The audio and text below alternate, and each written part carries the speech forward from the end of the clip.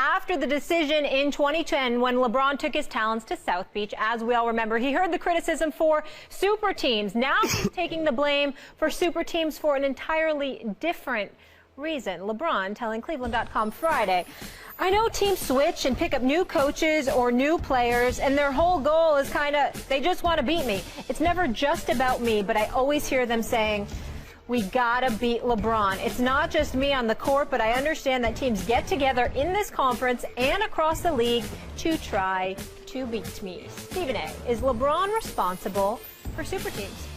Absolutely not, Max Kellerman. And Max and I have argued about this off the air for about 3 months now, because he holds LeBron James responsible to some degree with the whole Kevin Durant thing, which he will elaborate on, I'm sure. I've never held LeBron James responsible. Number one, in July of 2000, it almost was Tim Duncan, Grant Hill, and Tracy McGrady. We saw Barkley go to Houston near the tail end of his career with Olajuwon. Clyde Drexler ultimately showed up there. Pippen went there, etc., went to Portland beforehand. We know all of this. We also know that in 2007, 2008, Danny Ainge lucked up because Kevin McHale was a great friend of his, gift-wrapped at him KG, Kevin Garnett. You had Kevin Garnett with Ray Allen, with Paul Pierce, okay? They joined Paul Pierce in Boston and obviously acquired Rondo. So you had the big four there, essentially what we came to know and learn. Then LeBron James, having to go up against all of that, decides in 2010 this is what he was thinking about doing. LeBron James in 2007 made it very, very clear to the city of Cleveland. And I'll never forget this, Max, because I was in Cleveland and folks was asking me on the radio stations in Cleveland, and I told them back then, look, he is sending a message to you. Do not anticipate nor expect him to be here come 2010. He will leave you. Book it. I was ignored. What happens? I end up breaking the story in 2010. LeBron James is taking his talents to South Beach. Him and Chris Bosh are joining forces with D. Wade. One of the reasons he left was because acrimony that existed in Cleveland. He felt organizationally they did not support him. A lot of chirping behind his back, a lot of backstabbing on a personal level. Him, towards his family, others. It rubbed him the wrong way, and he felt left alone out on an island. And he was desperate for a winning situation with a family kind of atmosphere. And Pat Riley and those boys in Miami, if nothing else, they know how to do that. And we know they know how to do a lot more than that.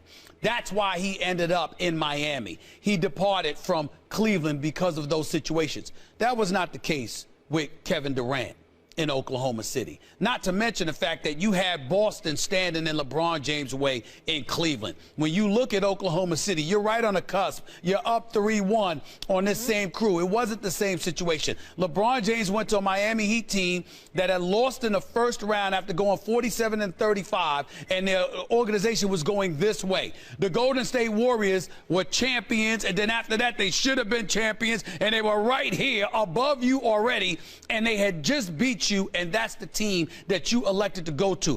I think it's crazy to put LeBron James or attach responsibility or culpability to LeBron James for the decisions that are made by KD, because Kevin Durant's situation is completely different than what LeBron James' situation was. Okay. I got a story to tell you, because that was your story about what happened. Now I'm going to tell you the story as I see it, and I believe this is the way that history will record the story of this NBA, of this era.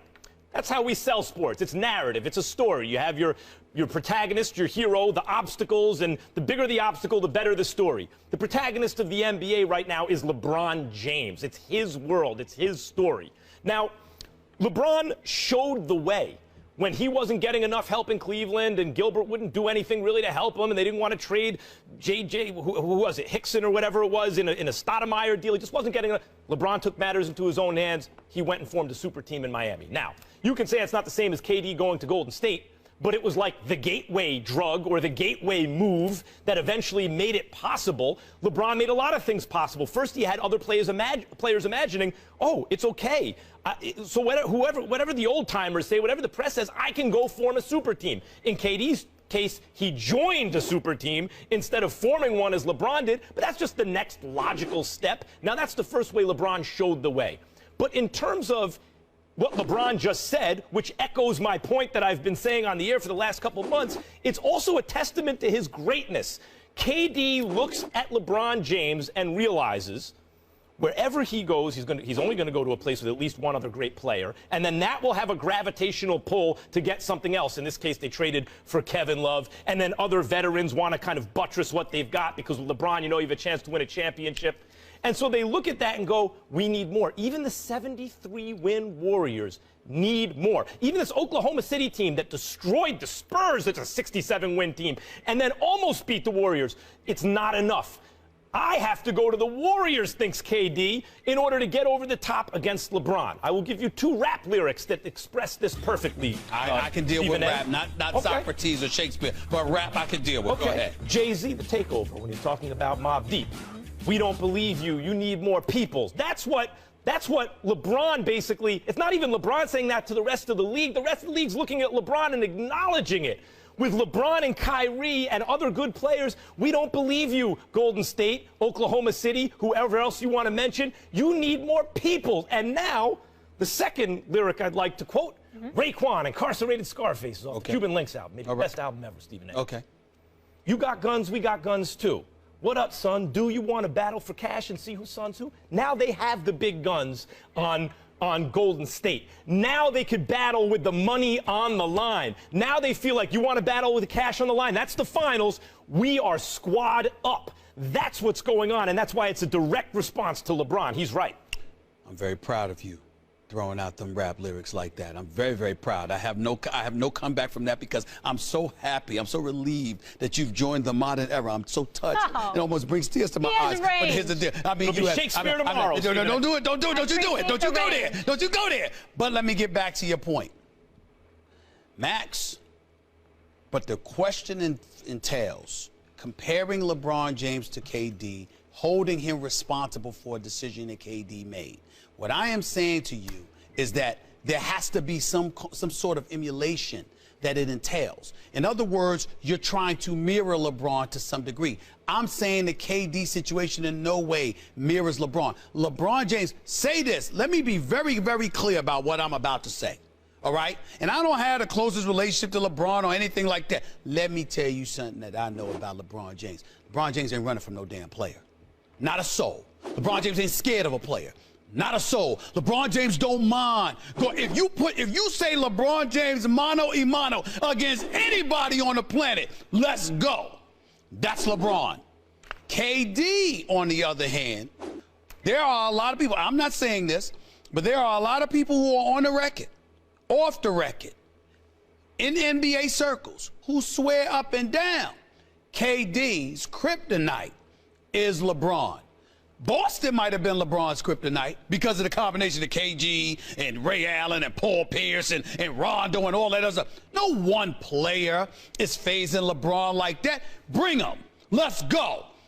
A legitimate question has been asked about KD and how much he wanted parts of LeBron, because a lot of people believe that's why he didn't go to the East, whether it was New York with Melo, whether it was Miami, all right, because D-Wade probably would have stayed if you kept Hassan Whiteside, who shoved aside $4 million so they could have enough money to give KD, et cetera, et cetera. What I'm saying to you, if you're talking along those lines, understand the situations are not parallel. But there is no, look, KD is not LeBron. Nobody's LeBron. There is no answer for LeBron James, one guy. That's never going to happen. So KD has to go to basically create an unfair advantage in order to feel like they got the best chance they can to beat LeBron. You can either stand on principle, as some of the old-timers claim they did, including Charles Barkley and Reggie Miller, and never win a championship. You can do that because Jordan ain't going to let you get one. Right. Or you can join forces, have people badmouth it, and actually try to get chipped up. Very last point that needs to be made about Kevin Durant.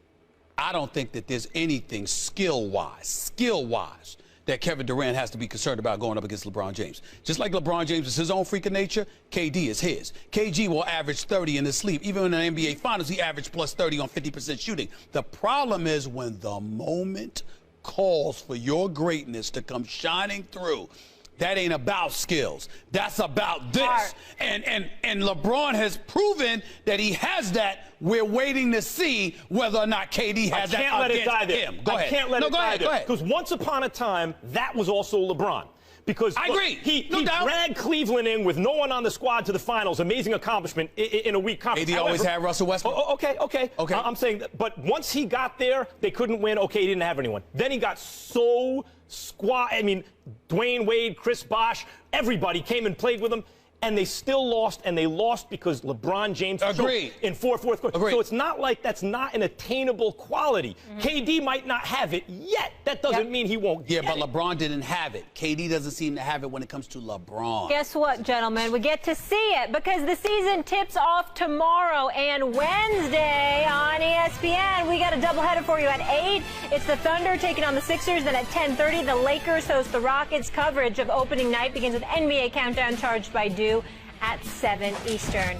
Cleveland sports fans, join Stephen A. Smith on the road manana at Town Hall Restaurant for a live broadcast of First Take. We're celebrating the Indians in the World Series, the Cavs ring ceremony on opening night for the champs, plus we'll have special guests and giveaways. Doors open at 8 a.m., so come down, represent Cleveland. What's wrong? Because I'm just saying. Guess A. or no guess, I'm going to be in the house with the Cleveland fans. Oh, yeah. That's all that You're matters. the guest. That's all that matters. The man of the hour. That's all that matters. It's going to be packed. I'm going to be there with the fans. You know why? And they get you one-on-one. They get personal attention with you. Stevie A love the people. Stevie A love the people. He sure does. All right, coming up next. Kevin Durant's latest comments in Rolling Stone magazine only strengthen what I have been saying since he made this move. Him and Russell Westbrook have never meshed well on the court. They were a very, very good tandem, but never great. They were never Kobe and Shaq, and they were never going to be. The NBA has never had parity. It's rare in the NBA. In fact, 4 of the last 5 NBA champions have been #1 seeds. I would also argue the NBA is better when there is a villain. Let me take my glasses off for this one. If you were okay with your decision and you made it with the right intent and things of that nature, why do you feel the need to expose what your relationship was with Russ? Because what you did was wrong. I like her. Me too. I like her. She did the Stephen A. move where she takes off the glasses she looks intense. I like that. I like that. I second that one. Let's get on to our next topic, though, right now, gentlemen. Mediocre team and Big D. That's what makes this funny. How about them Cowboys? How about them Camels on way?